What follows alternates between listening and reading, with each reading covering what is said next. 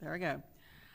Before I read the introductory statement, I want to ask, has anyone had any ex parte communication concerning our second and third case? No. Okay. Does anyone have any conflicts of interest concerning our second and third case? No, ma'am. Very good. This is a public hearing, and we're the Putnam County Planning Commission. We're the designated local planning agency for the county as prescribed in Chapter 163 of Florida statutes, and we function under the authority of Articles 11 and 12 of the Putnam County Land Development Code. The primary responsibility of this commission is to serve as an advisory body to hear and make recommendations to the Board of County Commissioners on matters related to provisions of and proposed amendments to the Putnam County Comprehensive Plan and the Putnam County Land Development Code. The members of this board will review each application and make a recommendation to the board at their meeting on August 26, 2025. We don't know what time. That'd be the morning meeting probably? If it's a BOCC, it'll be a 9 a.m. Yes, ma'am. Okay, 9 a.m. time certain. Procedurally today, we will call each case by name and number. A member of staff will then briefly explain to us the nature of each request. We will then take any comments from the applicant or their representative, followed by any public comments concerning the request. Please direct all comments or statements to the board and not to other members in the audience. Before speaking, we will ask that you come forward to be recognized at the lectern and identify yourself by name and address. After all persons wishing to speak have been heard, we will close the public hearing and entertain a motion from the board. The motion will be voted on by the board and become our recommendation to the Board of County Commissioners. The Board of County Commissioners will make the final determination regarding the application. All applicants have the right to withdraw their request at any time during the application process. I don't think we have any cases that have asked to be withdrawn, do we? Not at this moment. Okay. If the applicant chooses to have these cases heard at a later date, the case will be re-advertised in accordance with the Putnam County Land Development Code and the Florida statutes. Our first case today is Land Development Code Amendment 25-000003. Mr. Baker.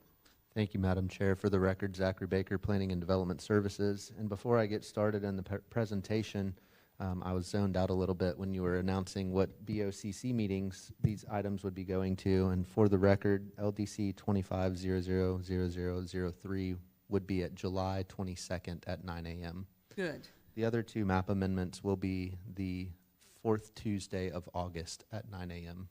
Good. I'm glad of that. Thank you. Getting underway, this is a county-initiated text amendment. You all are probably familiar. It was a kind of a conflict, I guess, if you will, that was brought up at the last Planning Commission meeting. It is a proposed amendment to Articles 4 and 11 of the Putnam County Land Development Code to achieve consistency in the development review procedure for new planned unit developments. And then, of course, this is for the county commission as well, but essentially because it is a text amendment changing allowed uses and the way that uses are governed in the county, it has to go to 2 public hearings by the Board of County Commissioners. The Board of County Commissioners at their July 22nd public meeting will determine the second meeting date. Are we supposed to be having something coming through on our screens? I have a PowerPoint coming up, but I know there was some technical difficulties yesterday. Okay. Something happened.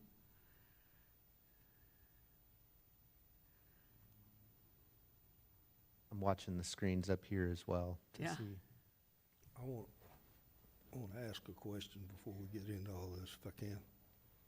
Mr. Hancock? First of all, I want to say I'm kind of embarrassed that I didn't know that we weren't doing the Development Review Committee prior to it coming to this board. And if it hadn't been for Mr. Williams, we still wouldn't have known it. But I'm also pretty upset with staff because they blatantly knew that this was happening and did not bring it to our attention. And that's part of your job. And I think that by us trying to change this is not the right answer. I think the right answer is to leave it the way it is, and let's do it the right way. It may not be staff's preference, but it gives us all the information we need as a body to recommend to the county commissioners what is the appropriate way to do business. And for us to change that, I don't think it's the right thing to do. So I'm going to tell you right now, we can go through all this, but my position is I am not going to vote for it because I don't agree with it. I respect your position, I think Commissioner. that the county commissioners deserve it, and so does this board. Very well. Okay. All I'm right. sorry. Thank you, Madam Chair. You're welcome, sir. With that being said, a summary of the proposed amendments are as follows. So in Article 4, Division 2, under Plan Unit Developments, we're changing the text so that the DRC review occurs after if the PUD is adopted by the Board of County Commissioners. And then further down in Article 11, Division 2, it's simply a DRC review of approved PUDs rather than proposed PUDs. Staff is recommending approval of the text amendments to comply, or of the Putnam County Land Development Code, as the request is consistent with the goals, objectives, and policies of the comprehensive plan. And I can take any questions or discussions. One is- Zach, go I'm ahead. sorry, I'm Madam sorry. Chair. Go Can ahead, I Justin. have a second? Yes, you may. Yeah. Jason. So, Zach, I've looked at this, and I'm going to follow Mr. Hancock's lead here. I've looked at this, I've gone through this process before with the county, and I feel like the structure that we currently have in place is the best structure. I know we were doing things over a period of time to where we kind of jumped around, but I think the structure in place is good. But I would ask you to enlighten me, why would it not be beneficial for DRC to look at these prior to coming to us? Because on a PUD, obviously there's a developer's agreement that's constructed, and if DRC has input into that developer's agreement, I would think that would be beneficial to all parties. Get that worked out before it gets to us, so when it gets to us, we get something that has been reviewed by them, we can look at it, and we can keep passing it forward. Because if we take DRC out of the equation now, and we have it go to DRC after it's approved by our board and the Board of County Commissioners, what ability does DRC have to change something that's already been adopted in the developer's agreement? Just some of my concerns on changing the structure. Sure. So, I mean, I guess procedurally, the Development Review Committee, it's different in every jurisdiction across the state, whether it's a county or a municipality. Some DRCs are made up of just the planning manager. Some are made up of, you know, multiple departments within the county or city's purview. And then some DRCs, kind of like Putnam counties, are all encompassing of local, state, and federal agencies. And the general idea of the DRC is so that we can collectively, as the committee, look at a development plan and make an assertion as to whether or not that plan would comply with a litany of development requirements, many of which are outside of the scope of county employees' regulatory authority. If it's DOT roads, or if it's stormwater management, or what have you, those agencies are the ones that are more or less commenting or providing feedback for whatever that development may be. So when we go into a DRC, we're comparing their development plan with the legislation that's in place. And the thing with PUDs, when they're proposed, that legislation doesn't exist. So for me in planning and zoning, it's very easy to look at someone's PUD development plan and say, it doesn't comply. And why would I acknowledge that this is an attempt to do some sort of development if it doesn't comply with any of the standards that we have? Because you have to remember, PUDs were identified or designed, if you will, as a way to incorporate a variety of different uses that don't all fit in one specific zoning district. Well, now they've kind of evolved and they've become a method in which a development or a developer will try to circumvent certain zoning requirements like lot size, setbacks, things like that. And so if we don't have provisions in the land development code to allow for, as an example, a 5-foot setback, if we look at a site plan and it shows a bunch of dwellings at 5-foot setback, how are we to say whether it is appropriate or not? On top of that, you have this concept of equitable estoppel, and that's when the county makes an act or omission to some developer that what they want to do is allowed, and they move forward and they spend more money and they put themselves in a place where they're advancing their project and attempt to get their approval, only to find out after spending thousands of dollars on engineering that what you wanted to do you can't do, or maybe they bought the property and they can't do it. So it was also being utilized as a safeguard to prevent the county from being in a position whereby the DRC said, yeah, what you want to do, if approved, sure, go for it. Well, they get to the BOC, and for whatever reason, the BOCC denies that request. Now they're out however much time and money it took them to get there. So that is a great concern. Ultimately, the DRC in Putnam County functions by doing a preliminary review and a final review. And so if the entitlements are granted and we look at a preliminary review, we're able to say, okay, this project is feasible, it meets the zoning, it meets the setbacks, it meets so on and so forth. Now you provide your final plans, a full set of engineered, drainage calculations, life safety measures, the whole works is provided to us. And at that point, the DRC can say, not only do you comply with your zoning, but you comply with right-of-way standards, parking requirements, ADA accessibility, again, long list, fire marshal regulations, Department of Health, Department of Transportation, and we can say, yeah, you've achieved all of these requirements. You may now proceed to technical review, which is your permit review.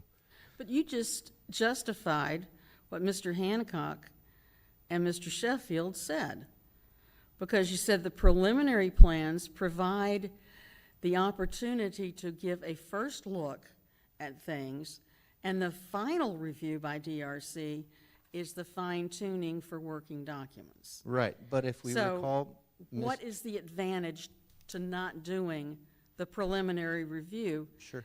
And getting things lined up so they're at least in good shape? So real quick, if we recount on Mr. Minor's PUD application, the one that we heard last month, his proposal is, with a PUD, would be 9 single-family homes on one parcel. There's one bit of code section in our LDC, which is 45-484, that says, notwithstanding anything in this land development code, if it's a single-family zone district, you can only have 1 home per parcel, period.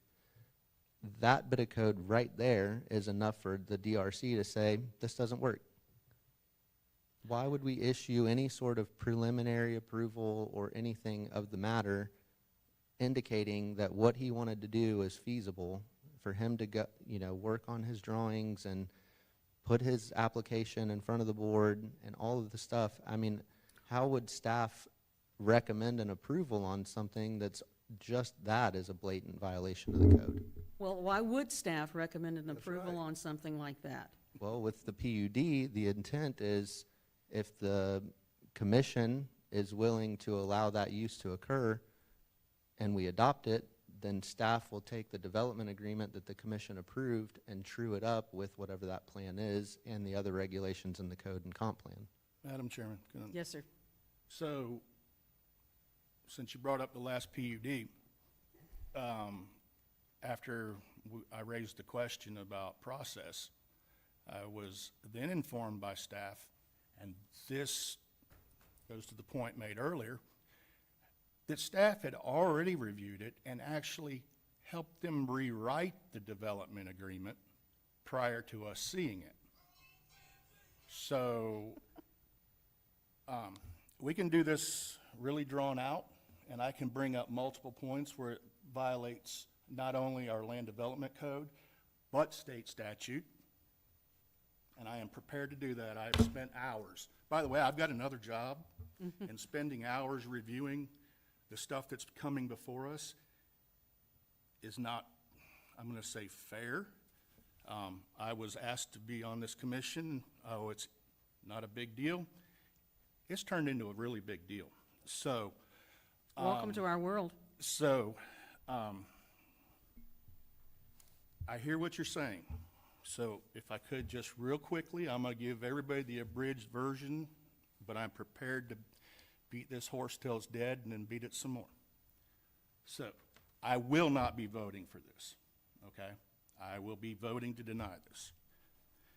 So what I've done is I've prepared a couple of different approaches, and I'm gonna just go point by point. As I read that, I found 7 staff points. And then I prepared a response. The first point made by staff, the current language does not establish the intent of DRC review. It's unclear whether the DRC should propose modifications or issue approvals. And staff cannot assess standards like setbacks because those don't exist until the PUD is adopted. Okay. My response, the lack of clarity in DRC's role is an argument for clarification, not elimination. We can explicitly define the DRC's role as advisory at the pre-entitlement stage. It's common practice in other counties for DRCs to offer conditional feedback and highlighting concerns, missing elements, and likely compliance issues, even when precise standards are still under negotiation. This input helps shape the final development agreement and avoids blind approval. Staff point 2. Early DRC review may create equitable estoppel risk if a developer relies on comments and later is denied by the board. For everybody's knowledge, I have not heard equitable estoppel so many times until I joined this commission, and I've been in this for 20 years. But my response, this is a solvable administrative concern, not a reason to undermine public process. The risk of estoppel can be minimized with disclaimers in writing and in DRC meetings stating that all feedback is non-binding and subject to the final approval of the BOCC. Many Florida counties, I can attest to this, including Alachua and St. John's, do this successfully. If we're afraid to allow professional staff to provide input for fear of lawsuits, we're effectively saying we don't trust our own processes. 3, DRC should only review projects after entitlement are granted to ensure compliance and detailed regulation before building permits are issued. My response, that's true for standard projects, but a PUD is not a standard project. It's a custom zoning district. The development agreement becomes the regulatory framework. If we wait until after entitlement to do technical review, we've lost the opportunity to influence design in a meaningful way. The cart comes before the horse. The Planning Commission and the BOCC are left approving entitlements with only a conceptual understanding of the impacts. Staff point 4. In many instances, the DRC can't offer meaningful review because the applicable regulations don't exist yet, such as custom setbacks. That's exactly why the DRC review is needed early. The DRC isn't checking the plan against existing code. They're advising on whether what's proposed makes sense and what should go into the custom standards. For example, a DRC member might say, given the adjacent land uses, you'll need a greater buffer here. Or, your stormwater design will need more capacity. These are vital considerations before the agreement is finalized. I'm going to skip 5 because that's the one that irks me the most. 6, the comprehensive plan does not mandate DRC review in the PUD process. That's true. But the comp plan does require that the development protect infrastructure, maintain levels of service, and be consistent with long-range planning goals. DRC review is a tool to achieve those goals. Just because the comp plan doesn't list the DRC by name doesn't mean we should remove it from the early stages of the process. It exists to uphold the principles of the plan. 7, the amendment provides consistency between code language and staff implementation.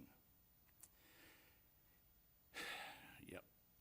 If consistency comes at the expense of good planning and public trust, it's not worth achieving.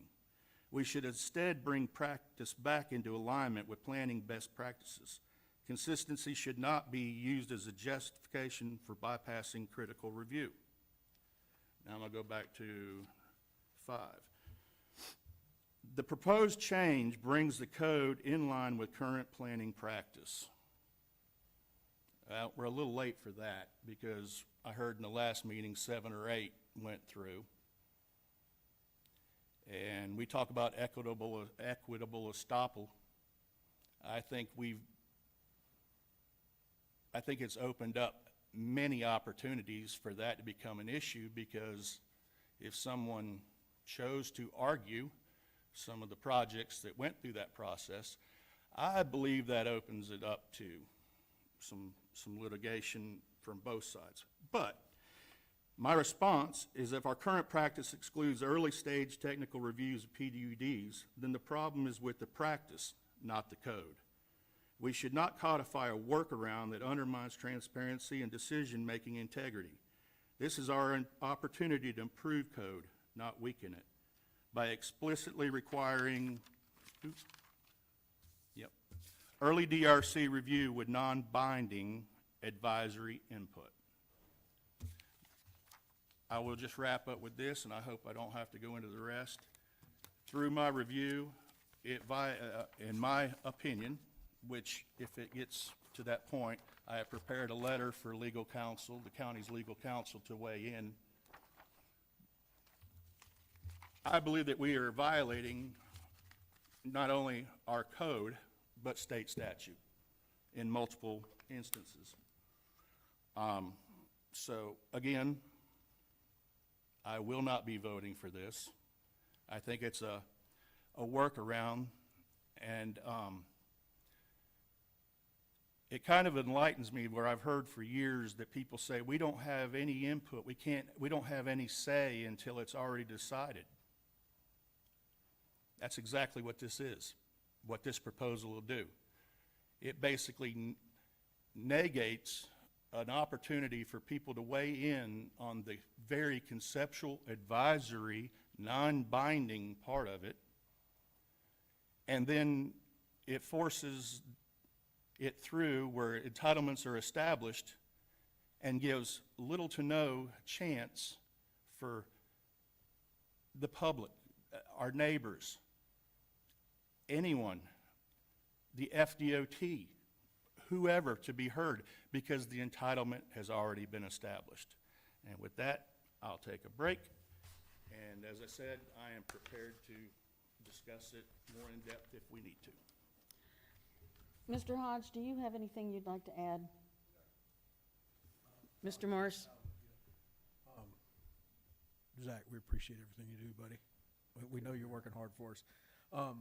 Having dealt with other jurisdictions, I'll say that, like just St. Johns County, for example, you know, they have a whole clearance sheet process before you can even submit a building permit application. And that's in residential and the commercial. And they have a pretty extensive review that goes out beyond just planning and zoning that has to occur prior to that permit process.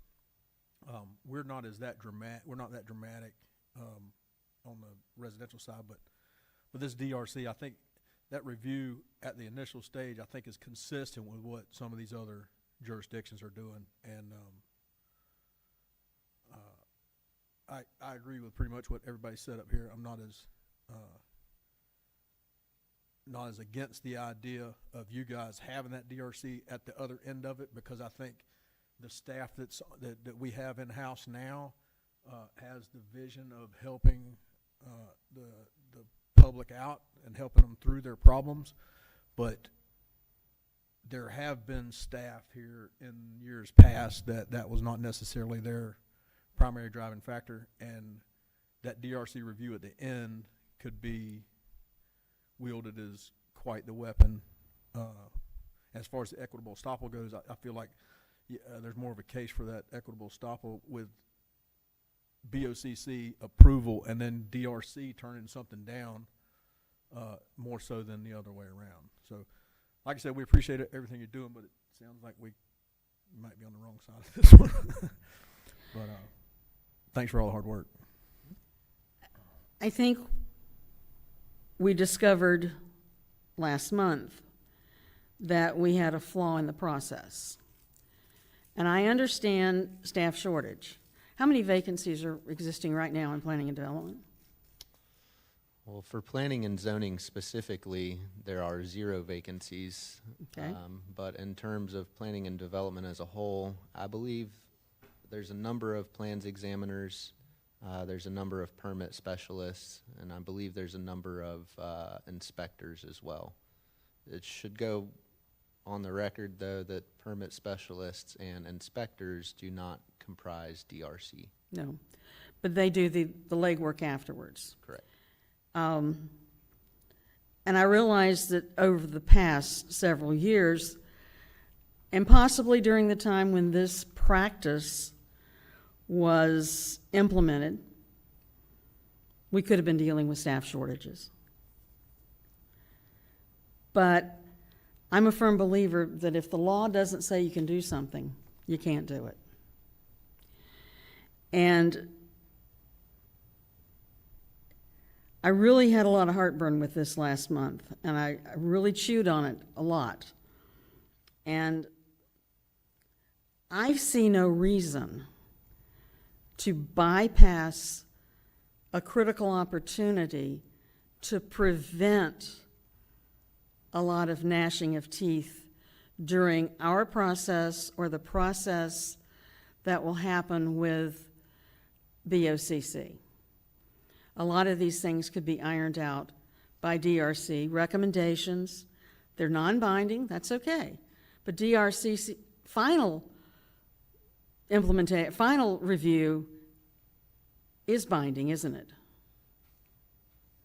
Well, yes, ma'am. If we issue a final development order on something, that means that the DRC collectively has agreed that that development can move forward for permitting. Now, once it goes to permitting, there's still certain shortfalls that may occur. But aren't there opportunities with DRC both before and after to look at regulatory issues, health and safety, DOT, fire and rescue, all of those things, concurrency? Those things can be looked at and recommendations can be made to help strengthen the opportunity for a PUD to go through. And then when it gets to our stage, these things are in place. Because I've had questions of previous PUDs where I felt like we were missing something. And I think this may be what it was. Now, I've had conversation with a couple of commissioners who have had conversation with county attorney that the BOCC approved previous PUDs that bypass this process, and there should be no liability there. That was one of the things that really concerned me. Since BOCC approved it, it relinquished that liability. Now, I don't know how that sits with what Mr. Perry thinks, but I really cannot agree to this. I think it's a scapegoat. Amen. I think it's oh, well, we're not going to do that. And whoever made that decision, I am glad I didn't know him, because I would have disagreed with him at that point. It's not against staff, but it's the perpetuation of a wrong, and 2 wrongs don't make a right. And I'm very grateful to Mr. Williams, and I too am embarrassed. I've been on the board a long time, And I didn't catch this. I don't want to ever be put in that position again. You all need to go through this stuff with a fine-tooth comb and give us the right documentation based on the right review so that we can then do our review of the project in confidence. And Zach, this is not against you, but I am concerned that we are trying to take a shortcut that could be very detrimental to the future of this county. Any other questions of staff? Question, what's the appeal process of DRC if the applicant disagrees with something that DRC proposes?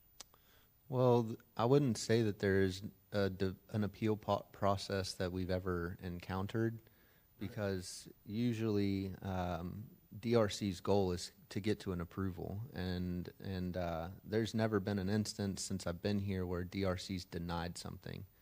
It's always, and this was in my very infancy of this position, it was like, you know, you'd be 7 or 8 submittals in at DRC, and it's not a PUD, it's just a straight zoned, you know, retail store or something, but you'd be 7 or 8 submittals in on DRC, and the management at that time wanted every single detail provided on the plans before a development order would be issued. Right.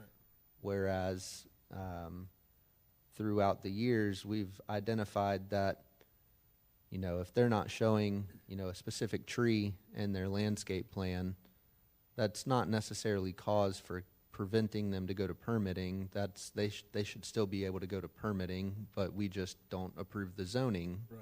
until the Well, landscape is right. My thought process there was more along the lines of when you put it at the end and the applicant can't get to a point where they agree with staff. Let's call it a setback. Initially, the setback should be 10 feet. They want to do 5. Y'all say they can do 7.5, but there's that difference between 5 and 7.5 that they can't live without, and you guys don't feel like you should budge. At that point, there has to be some sort of appellate process, which, in my view, only ends up back at the BOCC in front of everybody. Or does it come before us to make a recommendation? Either way, anyway, there has to be some sort of appellate process if you come to a stalemate. You know, if you come to a place where that there's a disagreement between staff, and it could be staff doesn't like the applicant and they don't get along, and so everybody kind of digs their heels in. And I'm not saying that would happen. I'm just saying I can see possibilities that would require additional appeal procedures and ultimately more board appearances and longer drawn out in that situation. And I'm not sure that we've even really looked at that. But on the DRC being on the front end of it, seems like that stuff kind of works itself out before it ever gets to the final. Well, yeah, and I mean, Just another thought. I wasn't sure about the appeal process with DRC decision. so yeah, and there's, like I said, there really isn't an appeal process because it's not a board or it's not a committee that's geared towards a denial. We're only looking for compliance with regulations. But to draw back on your setback example, there's been times where we've looked at, as a DRC, a site plan and they're not adhering to setbacks. And we, you know, go through the communication of, okay, you could move the building or change the layout or so on and so forth. And if it just can't work other than the way that they have it proposed with that setback encroachment, then their next step is to either ADC or ZBOA, depending on how egregious that setback encroachment is. So As a variance. we set up, you know, other pathways, whether it's to the zoning board or the ADC, to try and achieve. Now, if you go to one of those boards and you get denied, then there's an appeal process established. So, it would essentially either go to ZBOA for an appeal of an administrative decision, or the circuit court for an appeal of a ZBOA decision. Okay. I guess one of my, and this again is no commentary on current staff or prior staff. But it bothers me that DRC is chaired by you, your position. Who chairs ADC? So both of which are the Director of Planning and Development Services or their designee. So both you've of got which fall the on same myself. person who is sitting in the leadership position of DRC. And if an applicant comes forward and says, there's absolutely no way because of the terrain or whatever that I can do what I want to do without encroaching on a setback or without doing X, Y, Z, or W. It goes to ADC, and here again, it's the same person chairing the committee. You got to have separation of duties there. And I know we've got a small staff, but it's difficult to wrap my head around as in an advisory position to go along with that process. So I'm going to stop there. Are there any other questions of staff? How long does this review take usually, on average? 2 weeks? For DRC, Yes. so traditionally, if it's like a final development order, it would be submittal followed by a 3-week review, and then 1 week before the meeting, we issue the comments. So about a month for the DRC to go from application to sitting at the table with the DRC. With this last, after the events of last Planning Commission, there were 3 PUDs that we had in the works, one of which came here and was stopped. The other 2, we sent those to, we sent all 3 of them to DRC for an expedited review. I believe it was a 2-week review, and then we compiled comments and sent them back to the applicants. Is that process codified? What process? The process you just described of a week here, 2 weeks here, send comments back. It's not codified, no ma'am. There's no required timeline for DRC review. Are those steps codified that say we have to do this, this, and this? Or is it just done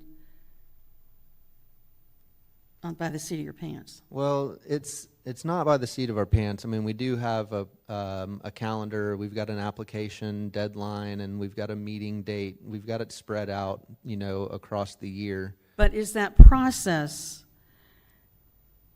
delineated in the Land Development Code? I do not believe so, no ma'am. But the thing is if you look further into the the DRC legislation in the code, it says, you know, the director has the ability to waive DRC or call a meeting or just send it out to reviewers that they deem necessary and compile comments. So it really is very ambiguous as to how DRC chooses to operate.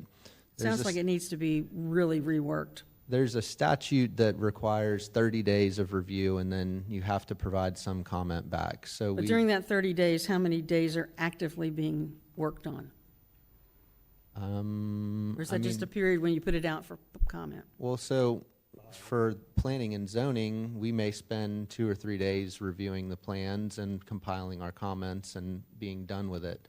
We give the additional time for those folks at Public Works or Department of Transportation or Water Management District. We don't know what their schedules are, so ideally they get to it within that 30 days. Okay, thank you. Madam Chair? Yes, Could I sir. ask one question? For DRC meetings such as what you're describing, isn't there some code requirements for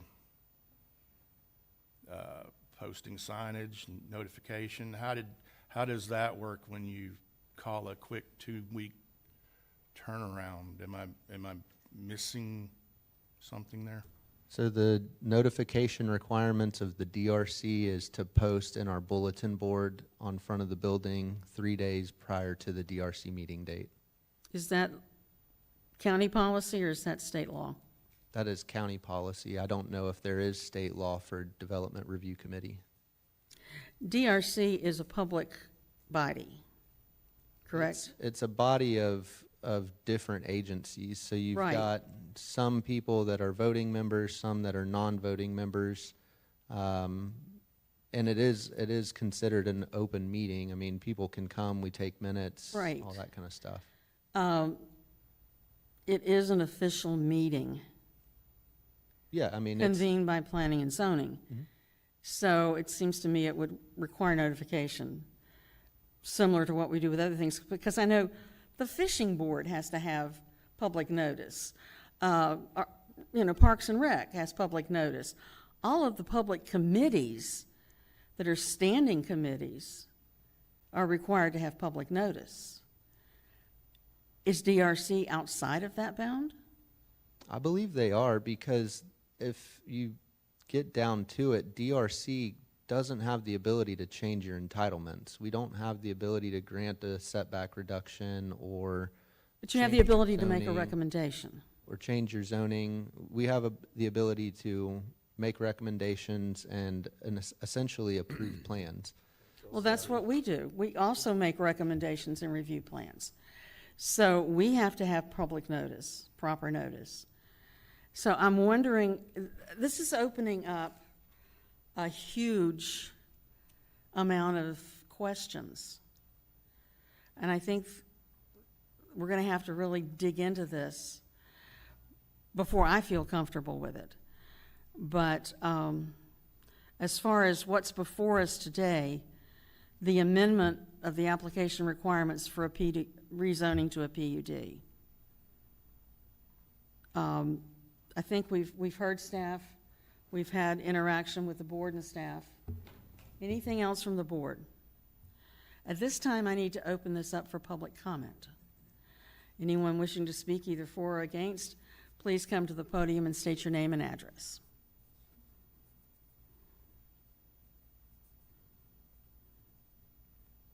I don't know how that mic is working today, Mr. Woodward.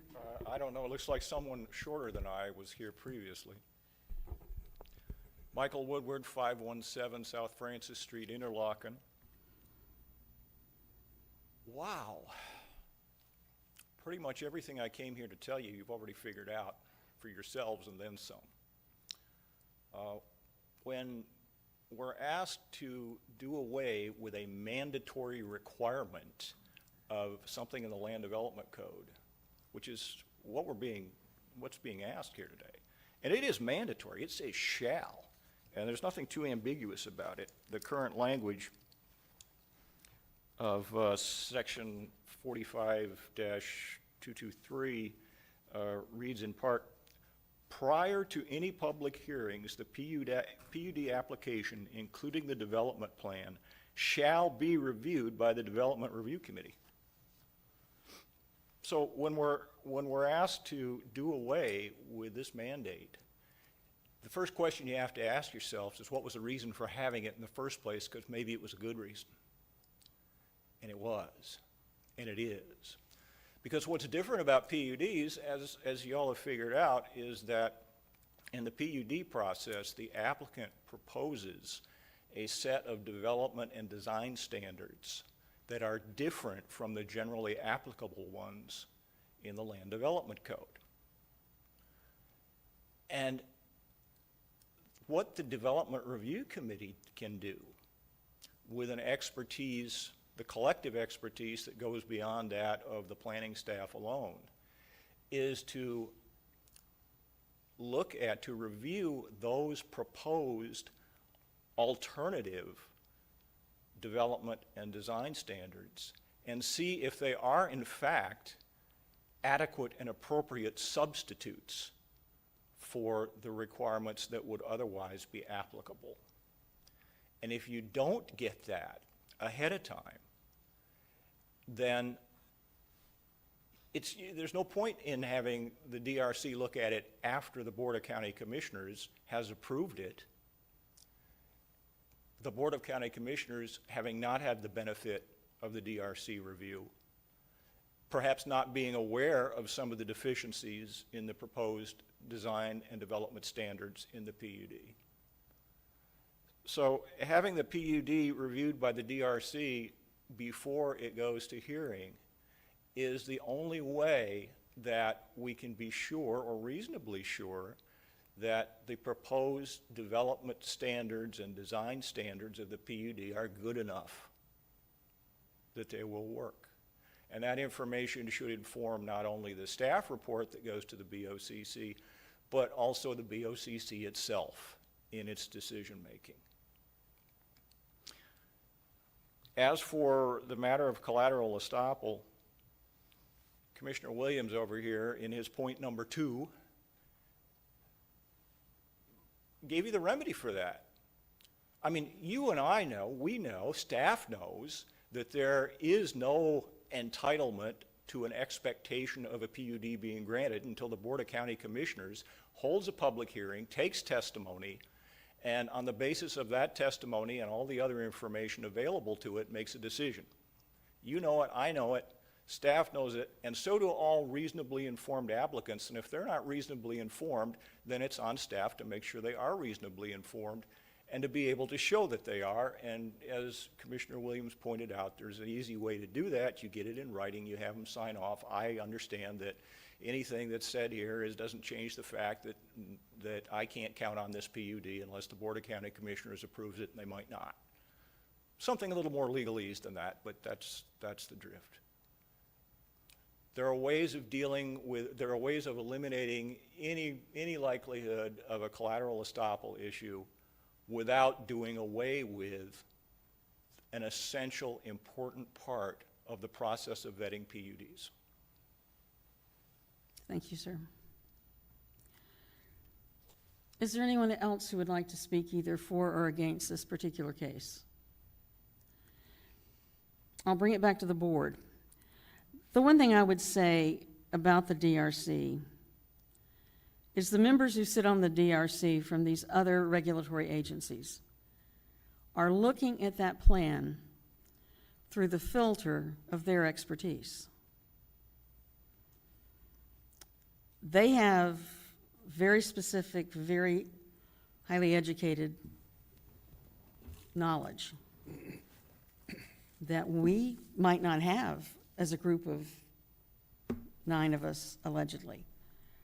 But those reviews up front, through those filters, can stop a lot of problem. And so I'm going to leave it at that.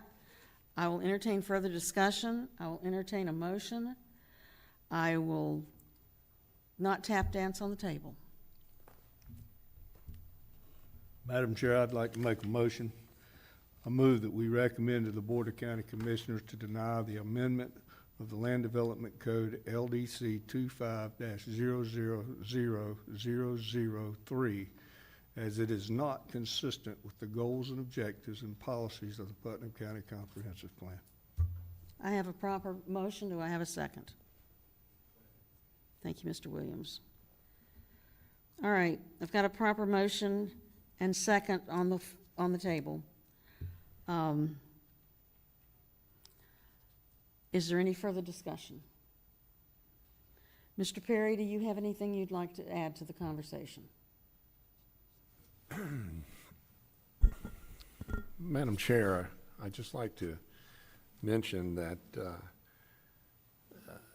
what the staff has brought to the commission today, in my opinion, is certainly not an effort to obstruct transparency or misguide the members of this board in any way. I think that after looking at the shared experience of our staff, that what they were trying to impress upon the commission is that what we have in the code at this time is not the most efficient way or the efficient method for making sure that all the I's are dotted and the T's crossed. As Zachary has told the commission, but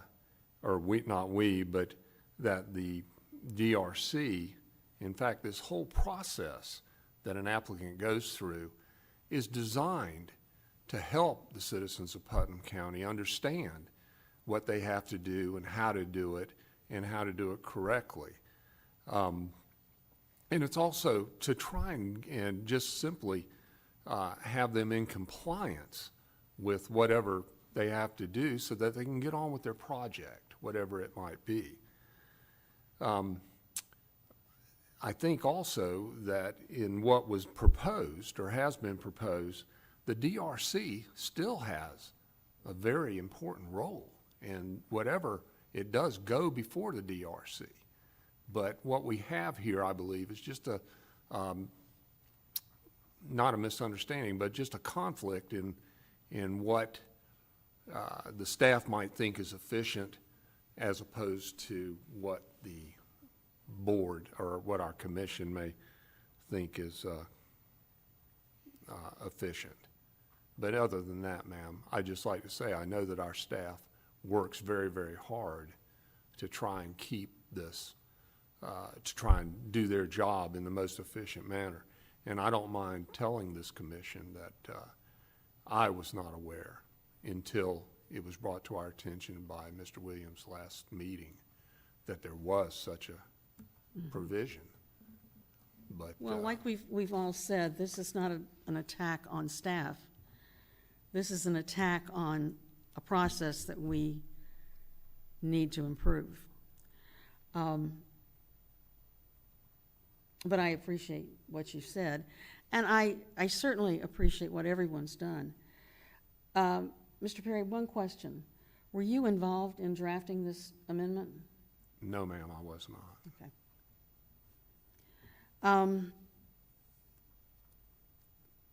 Are we ready for a vote? Roll call. Mr. Williams.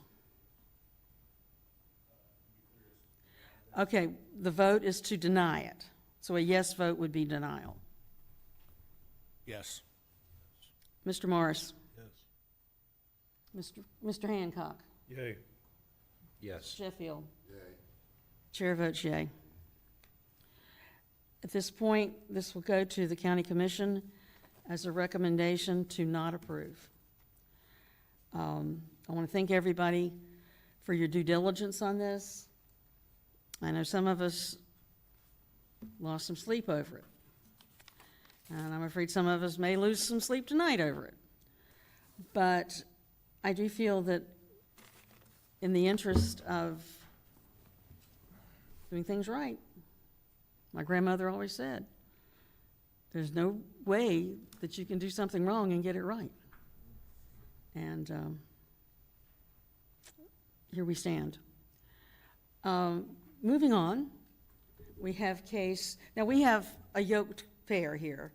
We have a zoning and a land code change, right? We'll hear them together and vote separately? So they've been prepared as two separate applications. Okay. So we'll hear the map amendment, future land use map amendment first, and then Okay. the zoning second. And then at the board's discretion, we can kind of go through both presentations at once and Are the do public- presentations kind of identical? they're pretty close. I can tell you what, I can start on the map amendment, and then if you guys want to hear the rezone, we can do that, or we can vote on the map amendment and move forward. Okay. Well, then the case before us is CPA 25-000004. That is Mr. Baker, correct. is this your baby too? No, I'm helping a colleague who is recovering from surgery. Well, it is yours then. So this is a small-scale future land use map amendment from commercial to urban service. The property owner is Retha Adams. Agent is Sarah Meyer of Dewberry. Miss Meyer was unable to attend, so her colleague, I can't remember his last name, but Benjamin, if I'm not mistaken, is here if we need to hear from them. This is a .22 acre parcel located at 205 North Highway 17 in Palatka, just north of the municipal boundary. The applicant is requesting a future land use map amendment to allow for the redevelopment of a single-family residence through Rebuild Florida. Would you explain what Rebuild Florida is? Rebuild Florida is I don't know if they're nonprofit or not, but it's an organization that comes in and they assist families who may be economically challenged in rebuilding their homes after natural disasters. There's a residence there now. There's currently a residence there now, yes, that is correct. So the subject site is Zone C2, has a future land use of commercial. The applicant is requesting a rezone from C2 to residential 2 in conjunction with this future land use map amendment from commercial to urban service. The parcel has approximately 70 feet of frontage on North Highway 17. Is developed with a single dilapidated home that was greatly damaged by Hurricane Ian. The applicant proposes to replace the existing residence with the assistance of Rebuild Florida. Should this map amendment be approved, the applicant shall still require approval of the concurrent rezone application to replace and or redevelop the single-family residence on this property. Elsewise, they shall be permitted to apply for commercial development allowed by right in the C2 zoning district if the rezone is denied. So everything around this is urban service right now? We'll get to the maps in just a second. Okay. This is the aerial. It's showing vacant development around the property. So here we have your future land use. So the subject property and the small parcel to the south is commercial. Everything north and west is urban service.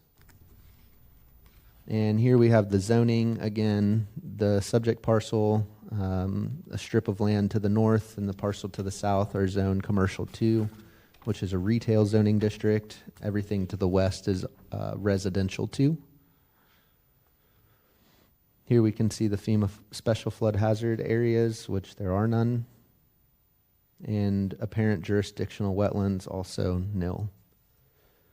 Staff recommends approval of the request to amend the future land use map from commercial to urban service, as the proposed amendment is consistent with the goals, objectives, and policies of the Putnam County Comprehensive Plan and is compatible with existing development or potentially lack thereof in the area.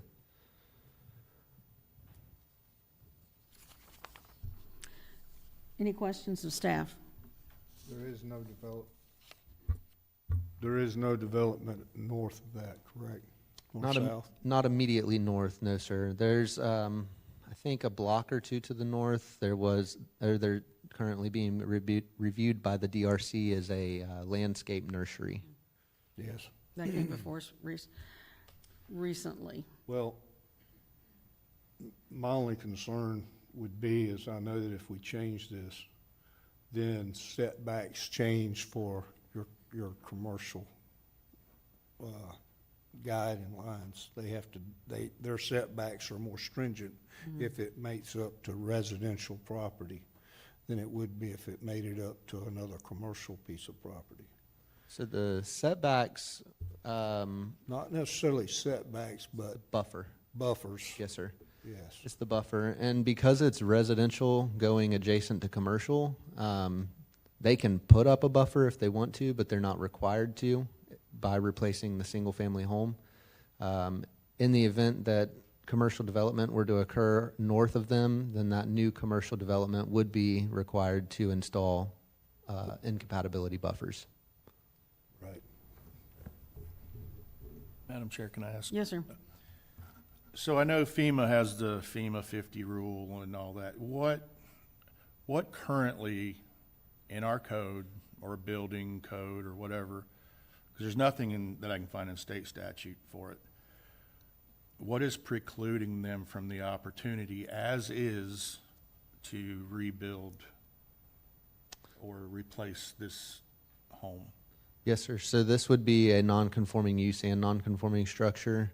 And it would be any repairs, renovation, maintenance exceeding 50% of the appraised value of the structure would not be permitted. It would have to comply with the zoning district. So Is that 50% a county requirement, or where So- does, where does that come?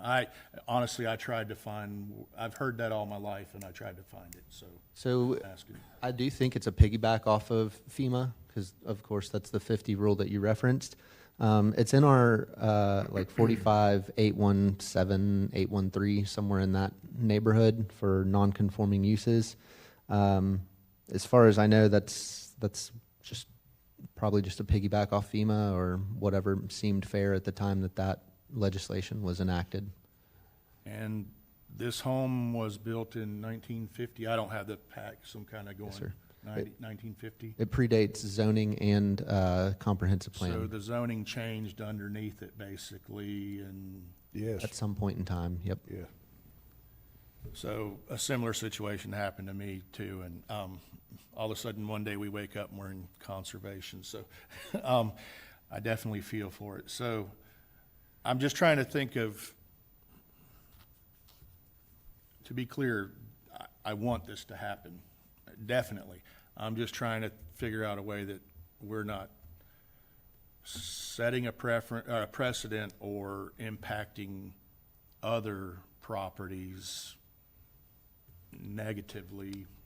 Even if it's just a buffer, it's still a compatibility buffer, and sometimes that's a big deal. So I'm interested in hearing everybody's questions, because I'm actually trying to think of a workaround without going full bore. I don't have a problem so much with the future land use. It's more the rezoning, which is spot zoning, and we kind of made a stand last meeting about that. Definitely So, is. Yeah, so I'll be quiet and listen. Thank you.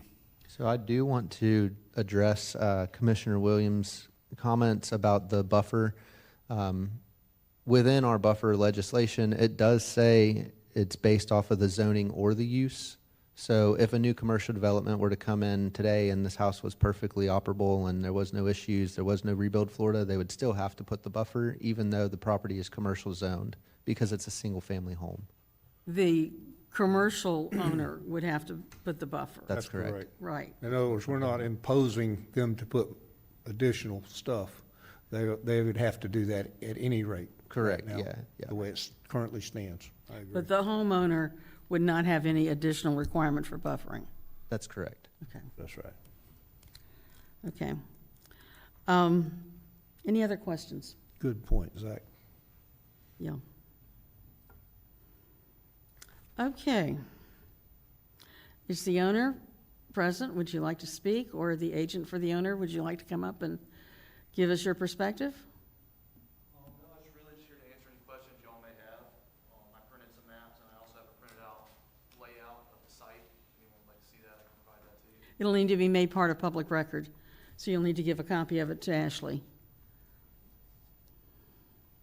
It was also in the report that was emailed, because I was following the maps. Yeah, we did get a site plan. It's small, but we got it. Yes, sir. Well, okay, wait a minute, we haven't gotten to that point. Haven't gotten to the public hearing part yet. Sorry about that.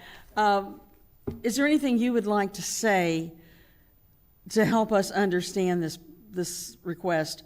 We're still talking about the land use. We're not talking about zoning yet. We're talking about land use going to urban service. Yes, so whenever we initially discussed. You want to come up and give us your name and address, please? It's okay. My name is Benjamin Segovia. Address is 2316 8th Avenue, DeLand, Florida.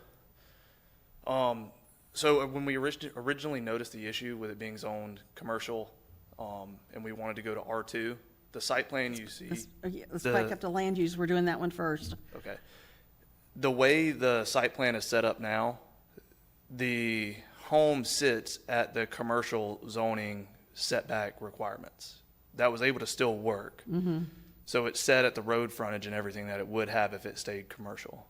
But unfortunately, we weren't able to do a residential home in that. So, but the measurements from the road frontage, you're not going to have that one house sitting way closer to the road than you would everything else on that You're going to street. have a larger setback. Yes, ma'am. Are your lateral setbacks are standard? Yes, yes. It complies with commercial. The site plan you have shows the R2. Okay, So that's why you will see the house is set off the setback line okay, that's what I a good thought. amount. Any other questions? Thank you. Please stick around. All right. Now, is there anyone in the audience who would like to speak either for or against this particular application? Please come forward and give us your name and address.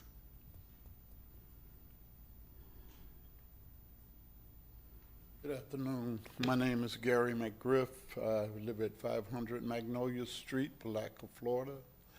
I live in the area of the concerned property that's being considered for zoning change. I know Miss Adams, she's an elderly lady, and she's been living on this property for years, ever since I've been a little boy. I understand there's technicalities associated with this zoning change, and but there's personal fairness is also associated with the use of her property. I understand the surrounding property has a different land use, a long-term land use characteristic. However, with community development, there's a general consensus that the characteristics of the general area shouldn't be just taken over without the approval or without the surrendering of the present use of the property. The property has been used for commercial. The zoning change that happened that changed that property from residential to commercial without her approval or knowledge. She didn't know that her property was being changed. Somewhere along the line, that property got changed without her knowledge. And she's an elderly lady. She's not what you would call educated, and so she's subjected to this happening without her knowledge. I understand that the general land use of the area has to be accomplished because that's what you do with land use maps. You try to be contiguous with what's been planned for the use. However, what's right is for her to be allowed to have the home that she's been approved to have by the agency of Rebuild Florida. But they can't do it without the zoning being residential, which is appropriate. I think that it should remain residential so that she can receive the home that she truly deserves in her elderly years. Has she lived there since 1957? Yes, So the home has been there, That's been her home. yes, since I was born. I was born in 55, and no, I meant to tell my age, but yes, okay. I think that there's a sense of what's right in this situation. However, I wouldn't want to conflict or get in the way of accomplishing what's been deemed the use and the voted on use of this property long term. But, you know, we don't live forever, and she's elderly. I just think it's right that she should have the home that she's been approved for. She wouldn't be able to get it any other way. Thank you. Thank you. She lives there now? Beg your pardon? She lived- lives there now? Yeah, well, she's displaced because they were getting ready to rebuild her house, but they found out that the zoning was inappropriate. Zach, do we have the history on that rezoning? No, ma'am. I mean, I can It's- speculate if you'd like, but I'd rather not. My take on it from looking at it is this is a commercial corridor. And not that I can say this happened for certain, but I know in previous amendments to the comprehensive plan and the land use maps and the zoning maps, there have been changes made to land unbeknownst to the property owner.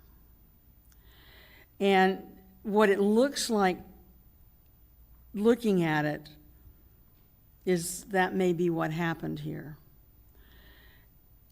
I would imagine if we could research when that zoning was changed, and I'm kind of flip-flopping around between cases here, but my guess is it would correspond with a map amendment or a zoning map amendment.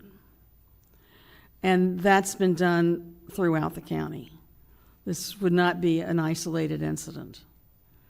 So I know when we did the comp plan review last time and we looked at land use, we made some changes, especially going out the 207 corridor. And we have to sometimes go back and make corrections. I'm not saying that's the case, but I'm saying that's a probability. I don't believe that you'll find her acknowledgement on the zoning change anywhere.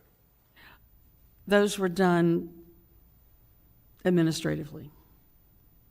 They didn't go through any kind of public hearing. They were just done administratively. Madam Chair, if I Yes, sir. may, I don't know if you have something you'd like to add first, Commissioner Williams.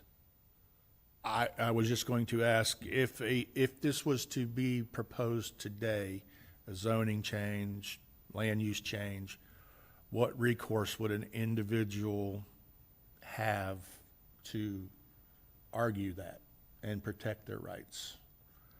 Or has that not happened? Because I know the major one happened quite a few years ago, and everybody was kind of shocked when it went through. Right. Yeah, so the county as a whole, we do not want to change people's zoning.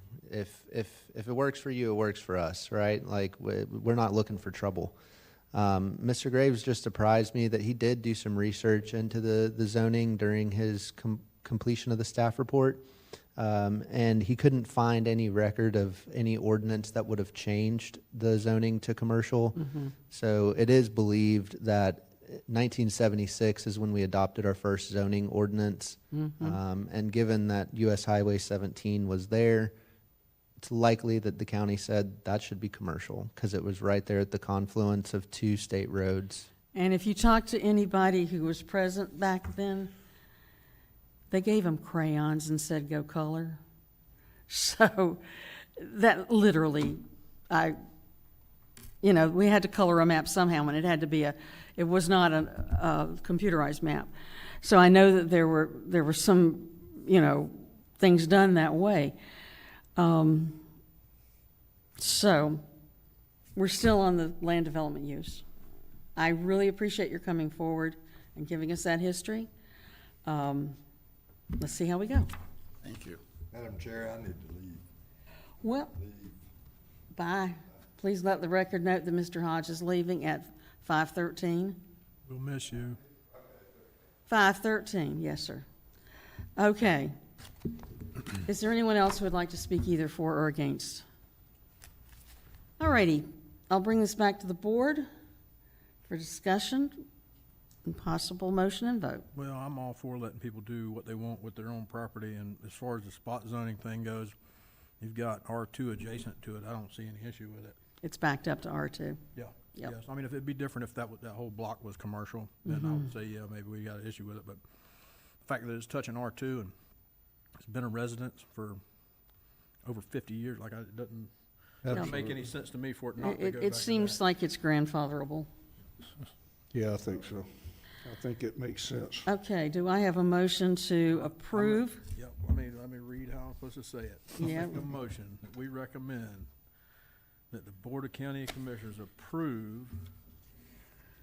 Can I do both of them? Can we No. do both of them, or we just do We them got to one? vote on them separately. All right, so we're gonna do the rezoning first. Yes, All right. CPA. Move- No, the No, map CP amendment, the Let's future do the land map use. amendment yeah. first, CPA. Okay, so I move we recommend Board of County Commissioners approve the comprehensive plan amendment CPA 25-000004 as it is consistent with goals, objectives, and policies of Putnam County Comprehensive Plan. Do I have a second? I'll second it. Okay. I have a proper motion and a second. Is there any further discussion? Hearing none, I'll call for the vote. All in favor, please signify by saying aye. Aye. Opposed, like sign. Chair votes aye. Well, now this is just the land use. We got to do the zoning next. So stick with us. Go through the whole discussion again. No, we're not going to go through the whole discussion again. Make a motion. Is there any further question of staff or the agent concerning the rezoning? Okay. Hearing none, I will entertain a motion on case REZ 25-8. I move we recommend that the Board of County Commissioners approve rezoning REZ 25-000008 as it is consistent with goals, objectives, and policies Putnam County Comprehensive Plan. And Land Development Code. Yes. That's it, whatever. whatever. Consistent with everything. I have a proper motion. Do I have a second? I'll second it. Yes, give it to Justin will give Justin that one. All right, Jason, I get you two mixed up. I'm sorry. There's too many J's up here. Okay. All right, I hear that. Any further discussion? All in favor, please signify by saying aye. Aye. Aye. Any opposed, like sign? The chair votes aye. Now you can say hallelujah. Thank you so much for coming. That's gonna go in front of the Board of County Commissioners now. Now, it goes before the Board of County Commissioners in August. Yes, let's see, August 26th. You be there, 9 o'clock in the morning. All right. Have a good day, Mr. McGriff. Thank you for coming, sir. That concludes our scheduled agenda. Zach, do you have any further business? No, ma'am. It's not necessarily new business, but on June 10th of 2025, Board of County Commissioners unanimously approved the adoption of impact fees. Yeah. There is a 90-day wait on those, so we are currently working on our permitting portal to implement those fees so that they can be calculated. So it's Yes. coming. Is there any, and we've had this, me and Michael had this discussion the other day, so in the past, when impact fees have been implemented, the cutoff date is the application date, but apparently now We still don't know that answer. it's the issuance date. Right, as of right now, because of the way that the ordinance reads, is that fees are collected at issuance. The general consensus is that if your permit is issued prior to implementation, then you're okay. Right. So we've been involved in this before, and I've been involved in it in more than one county. And I'm okay with the fee being assessed and collected at issuance, but the date to prevent, we'll go right back to the equitable estoppel problem. If there's a problem in the back of the house with plans review, and it causes the permit application to come out the day after the fees take effect, then we're gonna have an issue on our hands. Your concern does not fall on deaf ears. Okay, that's what I don't know what mechanism, if any, we have that can get us to a position where we change that date to be submission. Because that is actually consistent with pretty much every other jurisdiction that's done this. And I think when you read some of the statutory language also, you'll find that the acceptance of the permit by the application, not necessarily the issuance, is what constitutes the day for most permit applications. So I don't know where that needs to go, but if you guys can figure out a workaround on that, you're gonna make it a lot easier on us and a lot more people happy. Because right now, the building department and zoning and health department is about to get flooded with applications. And I know because I'm bringing 5 of them. But They already have. It's going to get bad over the next course of the week, and then there's going to be a bunch of finger pointing of, well, we turned them in a timely manner, and obviously for you guys there's statutory requirements for turnaround time, but you don't want to be in the customer service phone line having to explain how you took the whole 30 days to turn something around when they put it in in a timely fashion. So I would whatever suggest you that guys can figure out, we'd appreciate it on you both get sides of some the written county. procedures and follow them, and get the county commission to kind of just make sure they understand them, so you can be uniform with everybody. Zach, who makes the final decision as to when the impact fees go into effect on submission or permit issuance? Is it an administration or is it the board? So it was the board, and the ordinance states that impact fee collection occurs at issuance. So in order to change that, would the ordinance have to be changed? Yes, but that would just be for fee collection, not this, the question that we're dealing with is if I submit my plans today and they don't get issued until the 10th of September, do I have to pay? And that's what, I mean, we do collectively, that would be an administrative determination because it's not in the ordinance as to whether submittal determines your fee. It's only the issuance. So, Chair, I had, Yes, sir. so part of our responsibilities are, is to suggest code changes to the commission. I'm new at this. Is there a way we can do that here officially? Because everywhere I've been associated with is definitely at time of application when you actually submit it, because, is there a mechanism, an official mechanism that this board can say, this is what we suggest for the county commission For implementation, to review? Mr. Perry?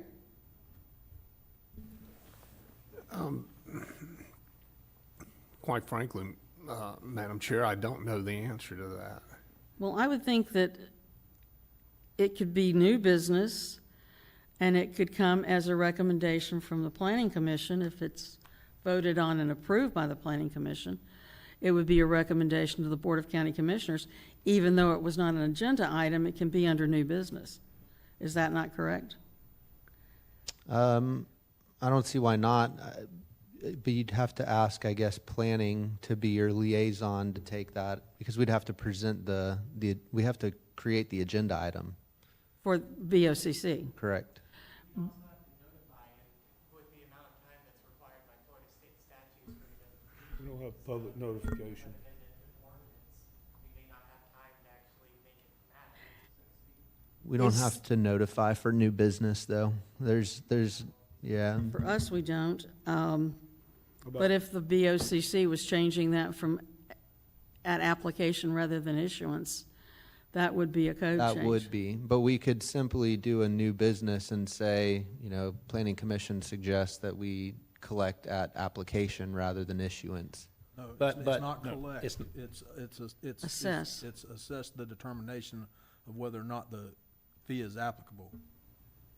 So right now, I think, without digging deep into it, it's kind of moot on when or at what stage this impact fee takes effect. But we know when we're collecting the fee, but what applications is this going to apply to? So it's not really I don't know. So the way it sits right now is the fee applies to everything that's issued after the 10th of September, or 9th, or whatever it is. So it's, the way that I've done the math, it's 90 days from June 10th would be September 8th. So any September permit issued after September 8th would be eligible for Right. the collection of impact fee. But I guess the concern is whether or not it was applied for prior to. Right. So Was it So like for- applied for prior to the ordinance taking effect? I don't know, they have to give you a date to when the fee's actually gonna take effect, but like, so when the aerobic unit requirements for the health department went in place, as long as the application was in at the date, before the date of, implementation, then you were not subjected to that. I don't think that it's reasonable to determine there on July or on September 7th and give a application to build something and expect them to be able to turn it around. So I would think that you would back that up.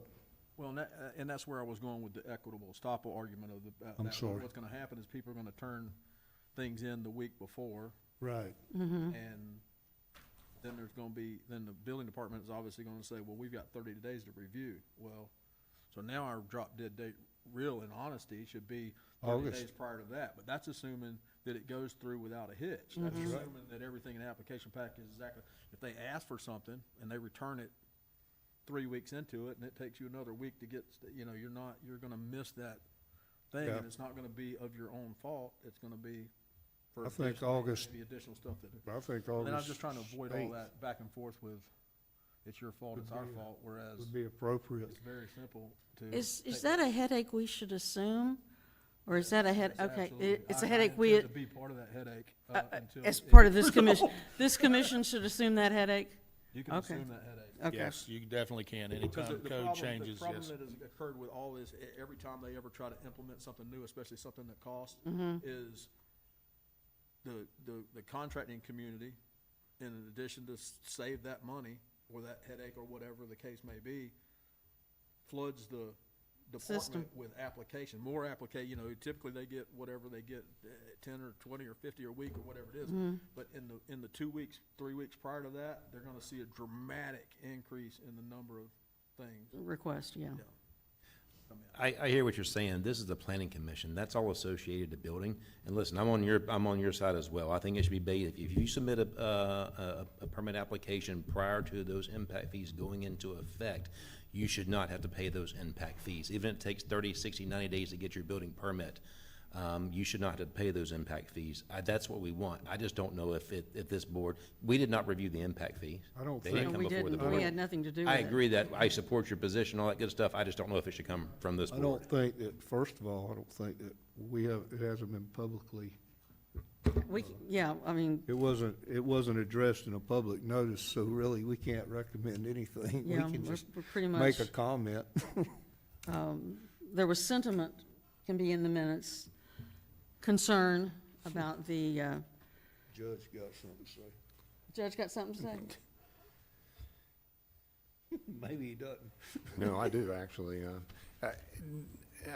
Now I'm a little bit more aware of what you're trying to do.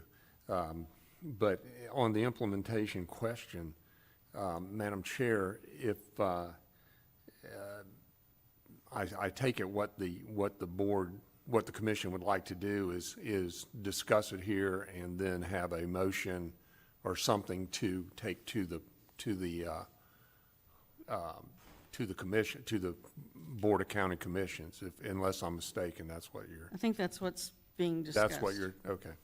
But at the same time, I think our commissioner has an excellent point. Do you have purview over that? Well, that's what You I have- asked. And I don't believe you do. And there's other reasons that before you do that, obviously, there's people in this community who would certainly like to have some input, and they certainly wouldn't. So as far as my opinion is that you should let that go for Let the Board now. of County Commissioners bear that headache. Yes, ma'am. I think, Maybe call your commissioner. call your commissioner. Can we just, I don't guess we can You can say that we discuss, invite staff to help us out with that. I don't know. I think we can say that there was a discussion and concern about the about the date payment would be assessed concerning impact fees. Please believe me, this is the first question at the top of my legal pad on my desk. I have just not had a chance to go speak to administration about it. So You need some time right now? You need- I think it's too late. They gone. But seriously, I think if it's included in the minutes as a matter of record, the questions were raised about the date of assessment of the impact fees in regards to application or issuance of permit. Can we do that, Ashley? Thank you.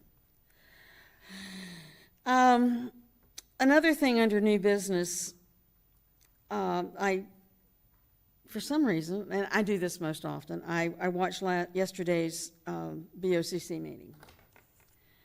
And they handled recommendations that came from us from our March meeting, which I had a moment of senior lapse, thinking, did we actually see that? And we really did. But the Board of County Commissioners, in approving their consent agenda, pulled one item from a group of amendments to the Land Development Code, and they pulled it for further discussion. And it's something we have discussed in this board, and that is how should RVs recreational vehicles be addressed in code. And that's a big old hairy ball of fur. But it's not a simple fix.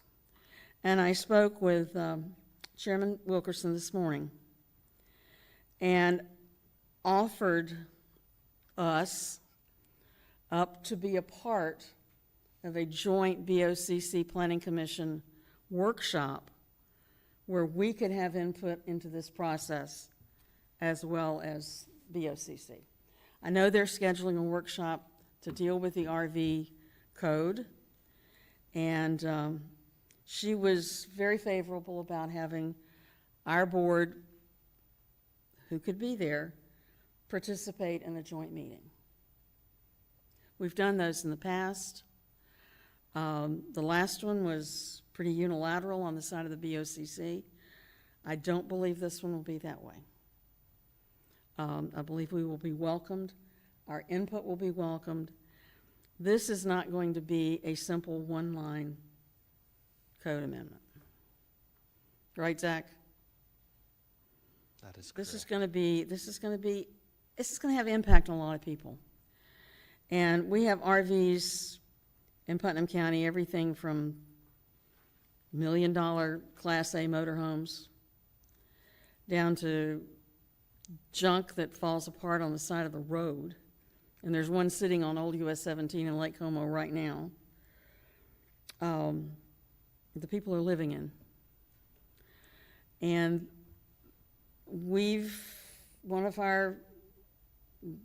one of the objectives of the county commission is to work on affordable housing. And this is going to play into that. So are you all okay with being invited to a joint commission meeting? I am. Date and time, I'll be there. Okay. I think it would be important. And there's a lot of passion in this. There's a lot of passion throughout the county. And this is something they're going to have public hearings on. A workshop is only a beginning, but it's a public meeting. So it will be advertised as a workshop specifically for the discussion of how Putnam County looks at recreational vehicles.